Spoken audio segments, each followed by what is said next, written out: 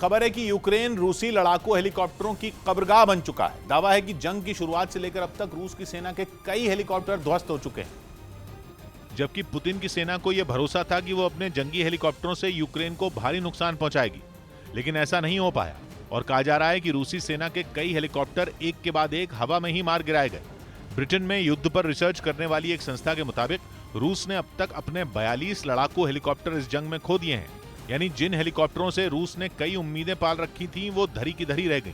बताया गया कि इसके पीछे कई वजह रहीं, जिनमें सबसे बड़ी वजह तो ये थी कि यूक्रेन ने पहले से ही ज्यादातर इलाकों में एंटी एयरक्राफ्ट डिफेंस सिस्टम तैनात कर रखे थे, जिसकी वजह से वो जैसे ही यूक्रेन के आसमान में उड़ते दिखाई दिए, उन्हें ध्वस्त कर दिया गया।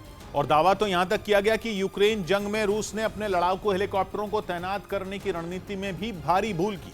बताया गया कि रूसी सेना ने ज्यादातर उन्हीं इलाकों में अपने हेलीकॉप्टर भेजे जहां वो आसानी से यूक्रेन का शिकार बन गए, जिनमें रूस के का-52 और मी-28 जैसे घातक हेलीकॉप्टर भी शामिल रहे, जिनकी गिनती दुनिया के बेहतरीन लड़ाकू हेलीकॉप्टरों में होती है। दावा किया जाता है कि मी-28 का बाहरी हिस्सा इतना मजबूत होता है कि किसी राइफल की गोली तो क्या, आरपीजी या रॉकेट प्रोपेल्ड ग्रेनेड के हमले का भी उस पर कोई असर नहीं होता। वो आरपीजी जिससे छूटने वाला ग्रेनेड करीब 400 फीट प्रति सेकंड की रफ्तार से निकलकर टैंक को भी तबाह करने की काबिलियत रखता है।